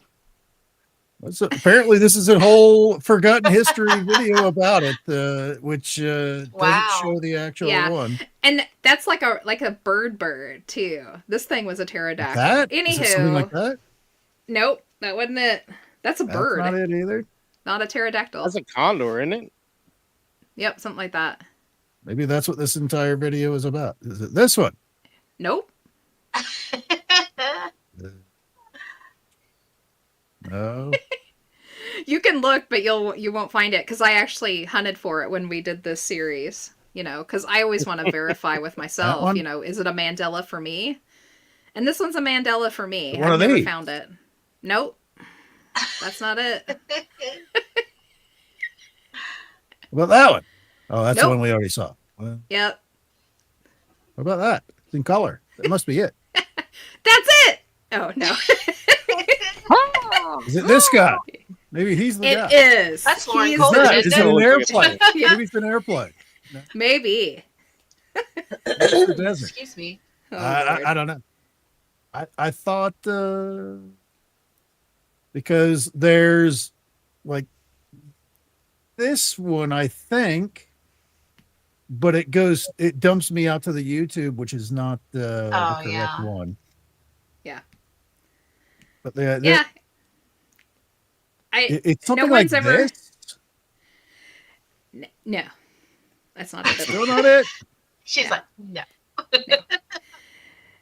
No, I just I think it's an interesting Mandela for me because I also remember that original photo out of that magazine that came out in the 80s. It was super famous for a while because it claimed to be a real photo, and a lot of people thought it was a real photo for a while.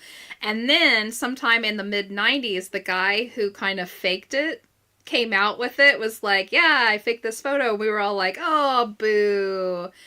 And people remembered that photo, but now when you go back to find that original photo, it's not, it's gone. It's not there anymore. But everybody since then has tried to like reproduce it in their own way. They like tried to get it as close to how they remembered it, but you know, none of it's right. None of it is that original. We certainly did go through a lot of them. Yes. A few seconds ago. Yeah. Those are all the Funny. popular ones. That's funny. Yeah. All right, so moving on. The next one was another Mandela that people have is the A-Team van, the van from the show A-Team. Uh-huh. Yeah. Is now to them two-toned instead of all black, like they thought it was. Oh no, it had Black a with a red red stripe. stripe that went along the inside. Yeah, I of was it trying to remember after what it the- looked like. Now, I will say this before we move through all of these. Everybody, I mean, if you haven't heard us do a Mandela show, and we've done quite a few of them, if it isn't a Mandela for you, it doesn't mean it's not a Mandela for somebody else. Our theory is that this is coming from a multiple timeline kind of situation where you've moved timelines perhaps, and in this new timeline, it's slightly different from your old one. And people have moved from multiple lines into other ones. So maybe one Mandela may be not a Mandela for you, but maybe for somebody else, and vice versa. So don't get judgy. Don't get judgy. Don't be judgy. There's the A-Team van. Yeah, for some people, it was completely flat black. Not. So, yeah. For No, some it had people, the it red was. stripe. That was the deal. I can't say either way because I didn't watch the A-Team. So, You poor I have child. no idea. Yeah, well, You weren't born I, yet, I were watched you? some the other day, well, a year or two ago, and they were terribly corny. Oh I yeah, remember That's the loving it beauty as a of kid. them. millions of rounds of ammunition shot off, and nobody ever got hurt. It made gunfire look a lot safer than it really is. Yeah, it really did. All They're like right, so the stormtroopers. next one is The Last Supper by Da Vinci, the famous painting. No cup or chalice and no loaf of bread on the table. This one actually has since changed again. Our last Mandela show that we did last year, it now has the chalice back in it again, but it's not on the table now. Now it's on the wall to the left. Yes, it's on the wall now. I don't know if Pam can find a picture The of chalice it. is on the wall Yeah. to the left. Okay, let me pull Yeah. up. I just found a random picture. Let's pull it up and see. Well, make sure it's Da It's on there. Vinci's and Oh, not hang on. somebody's copy. There is a lot of people who have It says it's Da Vinci, so we'll see. Okay. done their own version.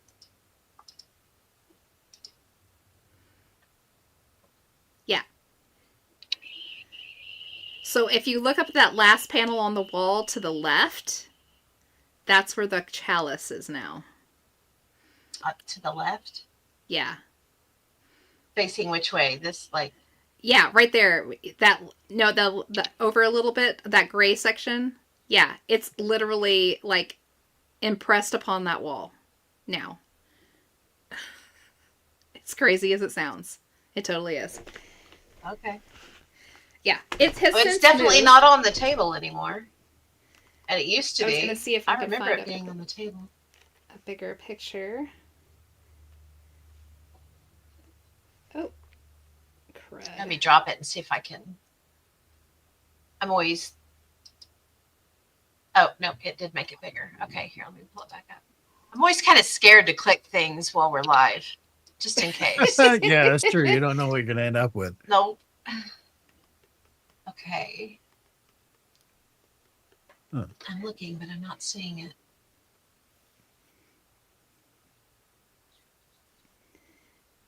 And it's gone. I don't see a chalice at all. I do. Hold on. I'm trying to get it pulled up big and not. What? I mean, I did Da Vinci Last Supper, probably very similar to what Pam did. And there's a zillion different variations of the same picture, but they're not all the same. Yeah, you gotta go to Da Vinci's, not the copies. This is the Last Supper restored Da Vinci. Let me see. Let me stop sharing again and try another one.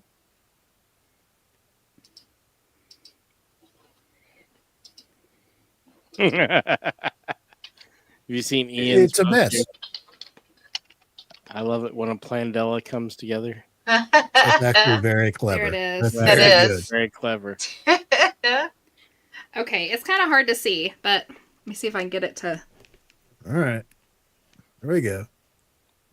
Yep, up in the grave. Oh, well, you can see it on there. Okay. I think I found it. All right. Hang on. I just Open found a that picture that one. shows it. So let me pull that up. Magically on the wall. Oh, it's going to be between- tiny. Yeah, but I mean, if you think in your head about what the painting looks like, Okay, here, I can get it up on this one. what was in front of Christ on the table, right? It was the chalice. That was It in was the front of me. chalice and loaves of bread, right? On plates and platters. Yeah. See, there it is right there. But all of that's gone now. In fact, there's nothing on the platters. All the food is off the platters and sitting on the table now. Oh, it is, isn't it? How odd. Yep. Yep. And that has since changed. So if you go back and watch one of our Mandela shows from like back on the Fringe a few years ago, we talked about the fact that the chalice had changed places. And we did a Mandela on Bordrtown Strange, I believe, or maybe it was on the Fringe again last year. And we talked about how the fact that the chalice was missing completely. And then the last one was the chalice has moved up to the wall. So it's consistently changing. You have chose wisely. You chose poorly. Yes. Yeah. I don't like saying that I completely believe in something or something is for sure real, because I always think that you should leave things open-ended. We don't understand everything, and we will probably never understand everything, but I very much believe that there's something going on with the Mandela effect. There is something causing it, and it's absolutely happening to some things. Some things are changing for some reason. I don't know what it is, but... Is it an actual Mandela effect where people remember certain things, or is someone intentionally giving us a false history? They're like, no. There is no chalice in the original Yeah. Da Vinci Convention or whatever it is. Or is Yeah. someone trying to see how far they can get with messing with our memory? And that could be true too. By There's changing it something going on somewhere. Like that would explain the residue that people talk about, residue, where they find, something has changed, but they can still find references to it in like pop culture and videos and.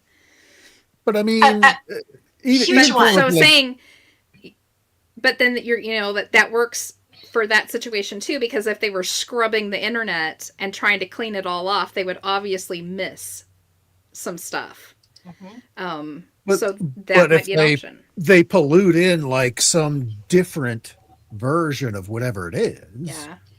You're confused. I mean, like I just went into Google. I put Da Vinci Last Supper and went to images, and like the first 12 or so different things Are all different. can't even agree on the original picture. I mean, the original painting, there's like a dais or something right in front of where Christ is, and some of them there isn't, where you can see his feet. Yeah. It's like, Yeah. all right, well, which one is it? It can't both be true. I have a good example, and Ginger and I were actually just talking about this yesterday, I believe. Smokey the Bear. You know how they're saying now it's just Smokey Bear, but it's always been Smokey the Bear, right? Right. So I actually ran across a song by Gene Autry. I want to say it's from the 30s, maybe. Let me show you the screen here, because I'm not going to play the song, but I pulled the lyrics up. Looky there, Smokey the Bear. With a ranger's hat and a shovel and a pair of dungarees, you will find him in the forest, always smiling at the breeze, or sniffing at the breeze, sorry. People stop and pay attention when he tells them to beware, because everybody knows that he's the fire-preventing bear. Smokey the Bear. Smokey the Bear. Prowling and a growling and a sniffing at the air. Yeah, he can fire. Yeah, Smokey the Bear. Even though they insist now that it's always been Smokey Bear. No. Yeah. It's never been Smokey. No. Just, on more recent stuff where they've tried to pass it off as Smokey Bear. Which, why? Why would they do that? Right. I- It's Who like, are- what who are would you they, gain by just distorting the silliest of things? Mhm. The Berenstein versus Berenstain bears. Yeah. That kind of stuff. I mean, if it was Berenstain, I certainly would have made Huge a poop jokes. joke out of it as a Right? kid. That is like, hey, you better stay all right. Which is from 50 years ago. I would have certainly made that joke.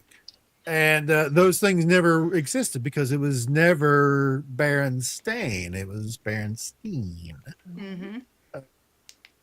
Yep. I All right. agree. I don't get it. Moving on. We have more. There's more on here. Okay. Romeo and Juliet. There was never a balcony scene. Do what? There was never a balcony That's a scene. in pivotal Romeo and moment of Juliet. the whole It is. thing. The words are there, but it was never on a balcony. It never happened. Yep. Light through yonder window breaks. It is. Yes. The words idea. are there. The Yeah. words are in it, but it was not written in a balcony scene. It was never performed that way until later on, supposedly. That's insane. It was never written to be a balcony scene. She was not in a balcony, and he wasn't down below while she professed her love for him. It never happened. Yeah. Huh. So, greatest residue of them all, that's how it's performed now. Yep. That's crazy. In Michelangelo's famous painting, The Creation of Adam, everybody knows that famous picture with the finger, right? Yeah. God's hand is now lower than Adam's instead of above. Which his hand has always been above because God Yes. is above. Yeah, and now it's below Adam's. That makes no sense. Oh my lord. For everybody at home, we just got to watch Mark and Enzo recreate that painting. It was spectacular, gentlemen. You was really, wonderful. truly need to watch the Yeah. YouTube video of this. No, you It probably was- don't want to. It was really like I was staring up at the ceiling of the Sistine Yes. Chapel. It was amazing. It was amazing. Thank you so much for that. Oh no. We're getting really close to 9. I don't know. Do you want to? Oh, we And we are. We have It one is, more yeah. person, that had another one in the chat. Okay, if you want let's to- do the one more, and then we'll hit Okay. it. Okay. What do we got? Notebook 4, page 76. Okay. 76. Oh, and Sharon said a little bit ago she loved the A-Team and it was black.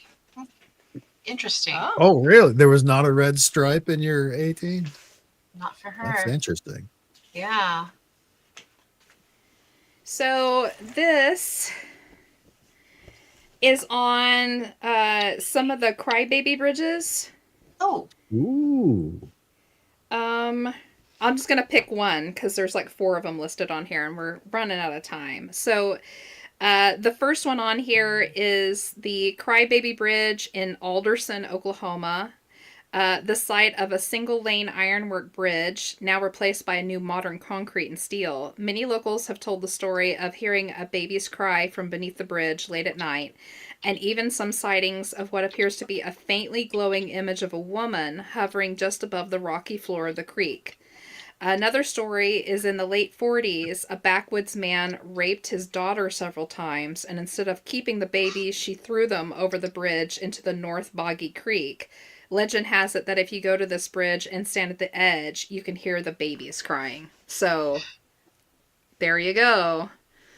Lots of fantastic crybaby bridges. Every town that's a has good one. one. Wow. If you don't have one in your town yet, make sure to get one. Right? Right? We're dying laughing while you were reading that because, we were talking about Mark and Enzo recreating the Sistine. Uh-huh. Or the, Yeah. yeah. And Oh Ian put no! Timu Timu. Sistine. Yeah. I thought it was lovely, gentlemen. That's so funny. Oh my goodness.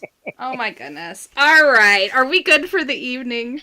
We are. Yes. Yay! We've devolved at this point. So, We've devolved. Okay. All right. Well, before everybody hops off, thank you, Mark and Enzo, for hanging out with us tonight and Absolutely. bringing art to our community. Let me Right? tell you, that was gorgeous. It was beautiful. I Yeah. almost cried. Yep. Yeah. Got a tear in Thank my you to. eye. Hold my finger, Mark. Oh no. We better get out of here. Thank you to everybody who hung out in the chats and played games with us. Make sure to like and share and subscribe, all that stuff if you haven't done that yet. Join us back here in 2 weeks on March 12th, and we will certainly have Jason Roberts on and get that show up that we promised you for today. And out to him, hopefully, please get over the flu quickly. Yes. Hope you don't get too sick. That stuff's Hope you get pretty feeling better, nasty. man. Yeah, it's terrible. All right. And I would say check out the research books for this week, but I don't think we have a lot of books to be We don't. looking through. But yeah, it was super fun. Thanks for hanging out again, and keep it weird, keep it strange, and remember, it's all connected. Good night. Good night, everybody. Good night.